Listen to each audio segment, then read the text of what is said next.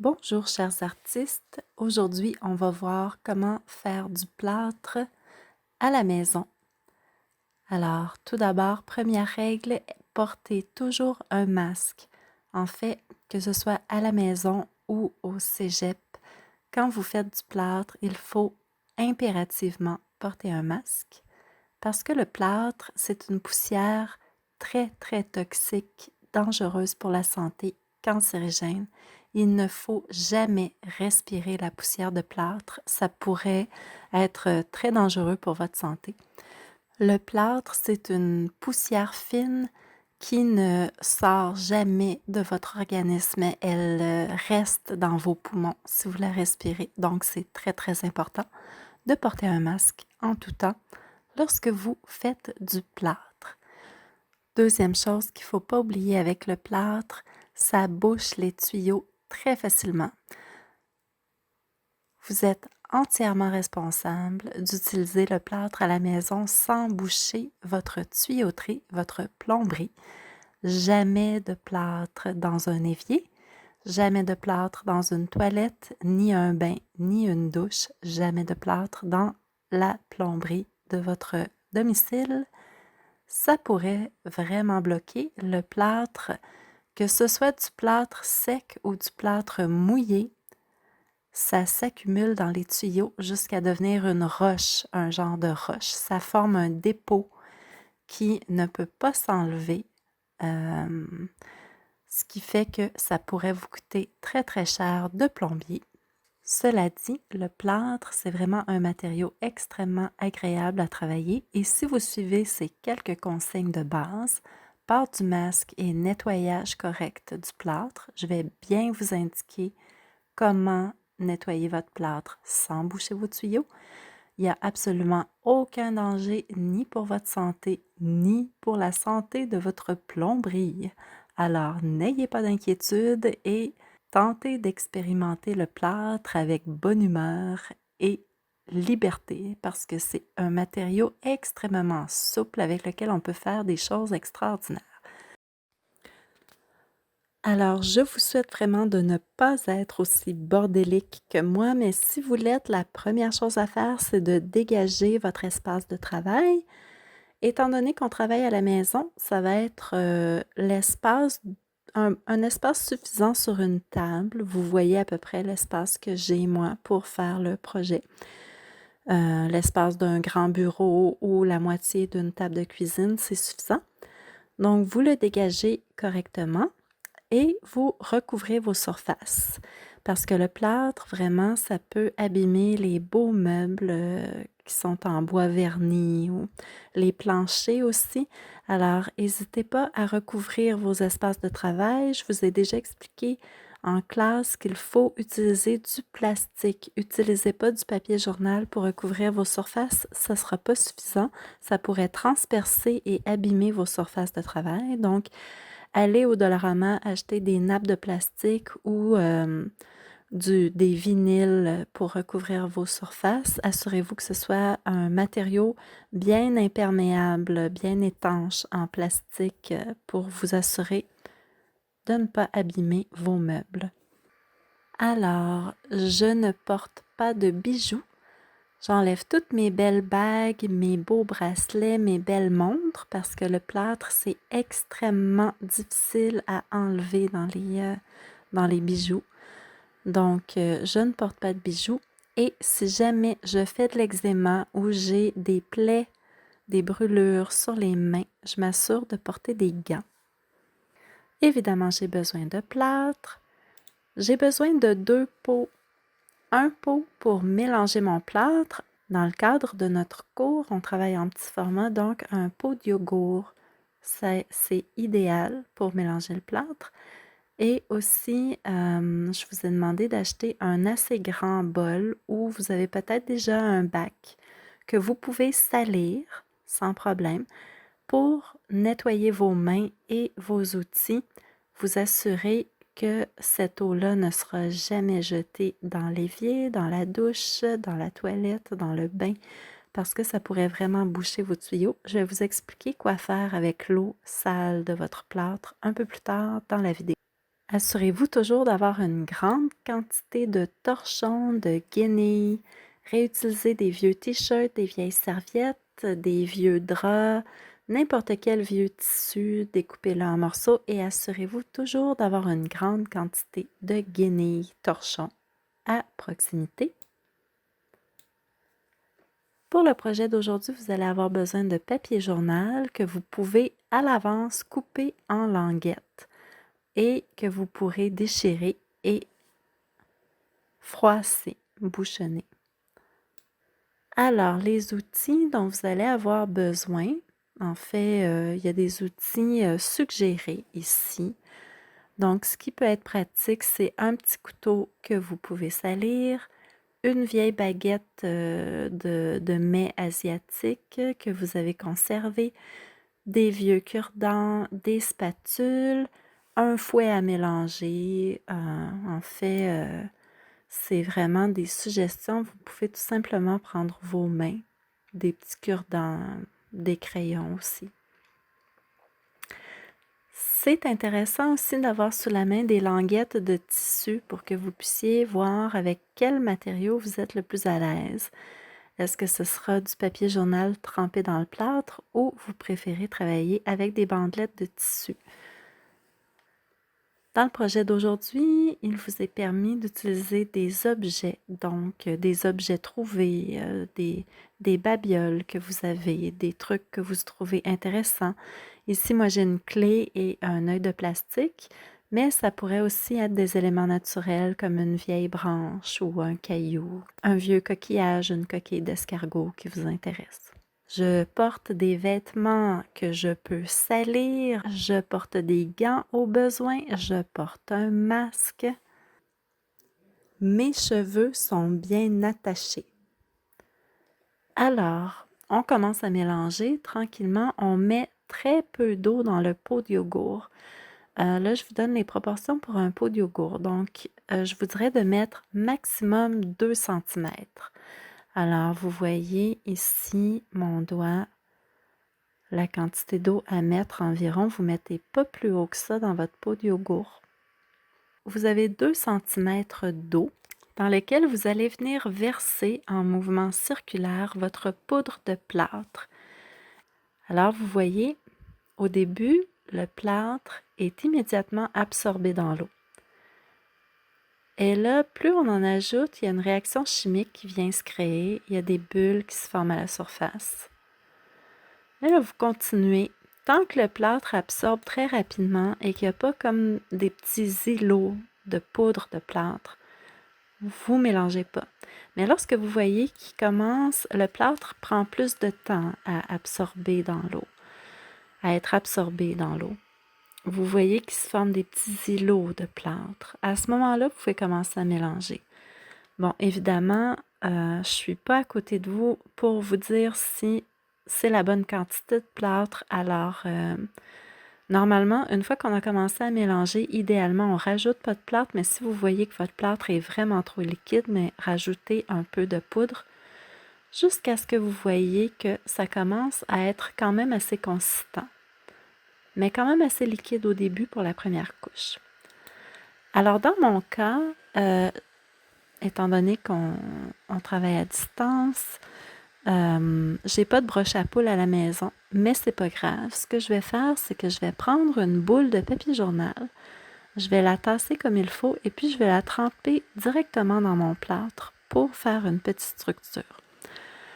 Alors là, évidemment, je vais vous faire un exemple extrêmement simple. Je vais vous faire une petite créature un peu comique.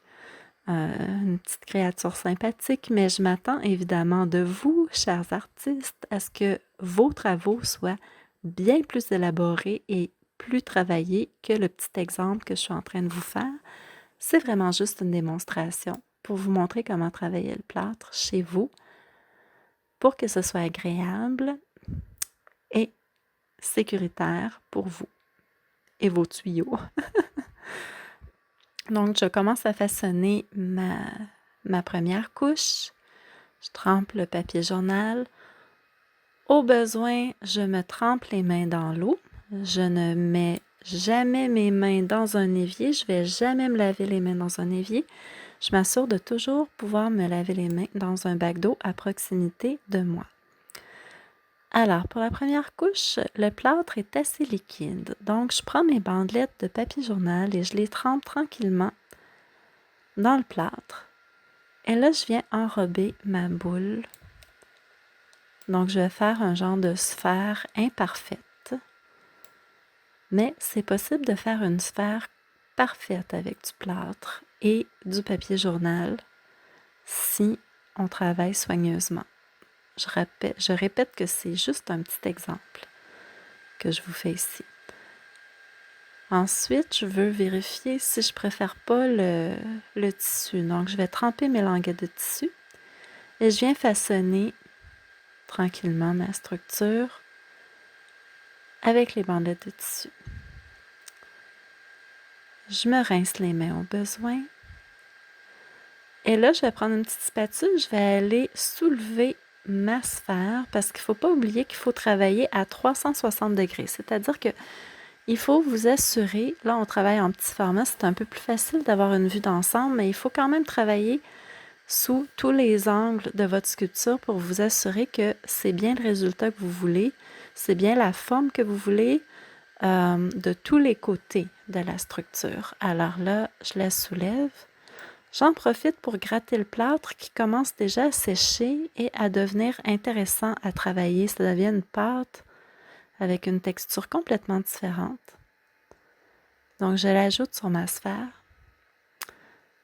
Et l'eau qui est sale, je m'assure vraiment de la laisser reposer. Je la mets jamais dans l'évier, jamais dans les tuyaux, ni dans le bain, ni dans la douche, ni dans la toilette.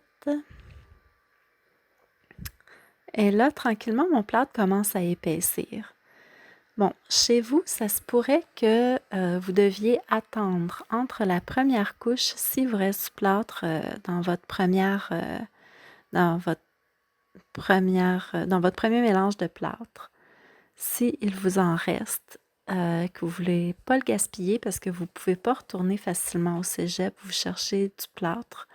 Ce que vous faites, c'est vous attendez tout simplement. Vous attendez 5 minutes, vérifiez régulièrement votre plâtre, mais surtout, il ne faut pas laisser votre plâtre sans surveillance pendant 1 heure parce que c'est certain que ça va solidifier puis là, vous allez avoir perdu tout votre mélange.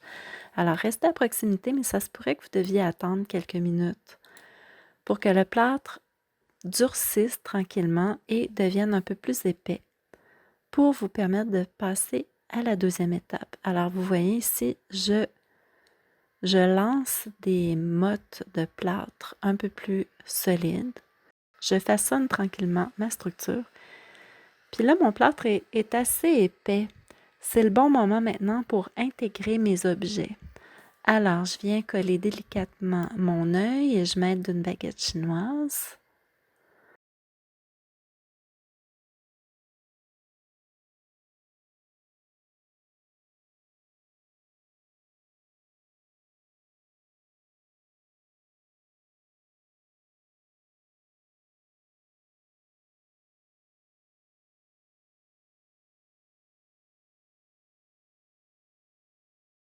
Ensuite, je rince ma baguette comme il faut pour mieux travailler. Il ne faut pas oublier que le plâtre sèche vite et que vous devez rincer vos outils rapidement parce que sinon, ça peut être très difficile à nettoyer sur vos outils. Alors là, je prends un cure-dent tout simplement pour essayer de créer un genre de paupière. Si vous avez des outils plus adaptés à la sculpture plus classique, vous pouvez les utiliser, mais ce n'est pas une obligation si vous n'en avez pas à la maison.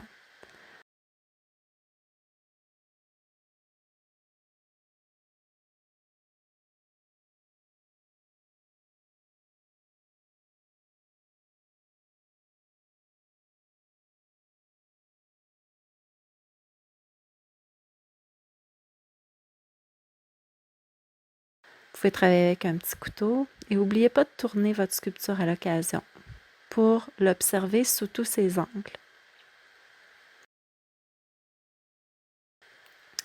J'intègre ma clé Et là, j'ai un peu de plâtre, donc je viens prendre un petit peu d'eau sur mon couteau, puis je viens essuyer tranquillement.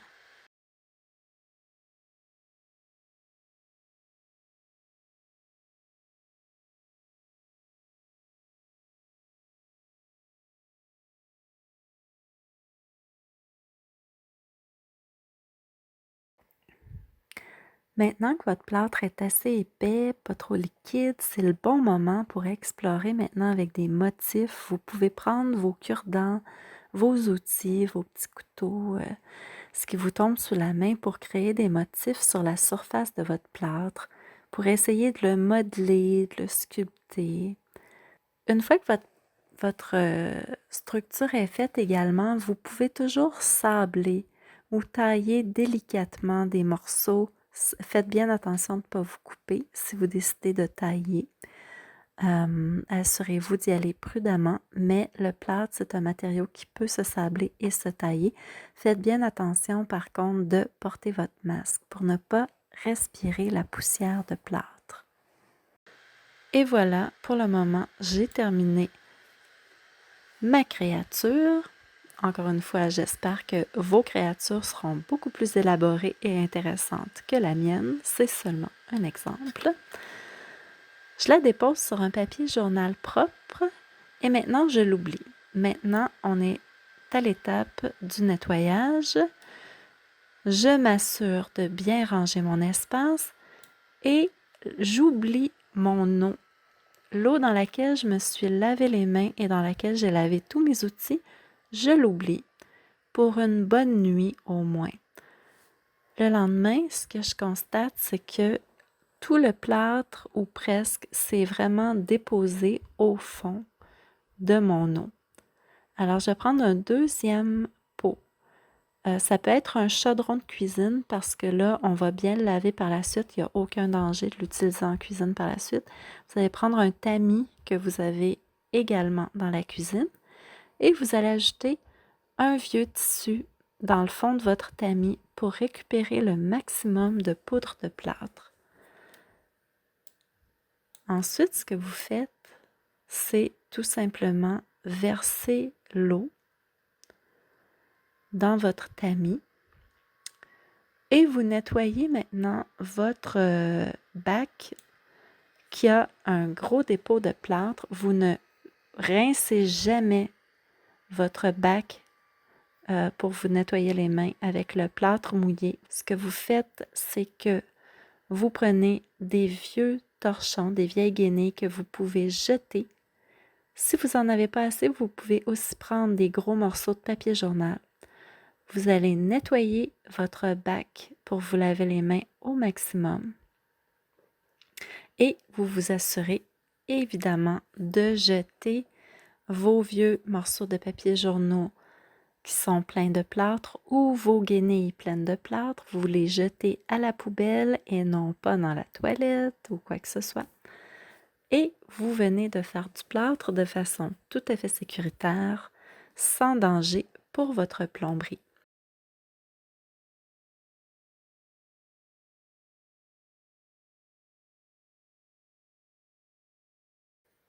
Si vous avez mal lavé votre pot à yogourt, vous avez du plâtre séché. Ce que vous faites, c'est tout simplement vous le cassez, soit en pliant votre pot, ou bien vous pouvez prendre un tournevis avec un marteau, venir cogner un petit peu. Tous les résidus de plâtre sec doivent être jetés à la poubelle, jamais dans une toilette, jamais dans un évier, jamais dans un bain. Je me répète, mais c'est très important. Vous jetez tout le plâtre, tous les résidus de plâtre, qu'ils soient secs ou mouillés, vous les jetez toujours à la poubelle.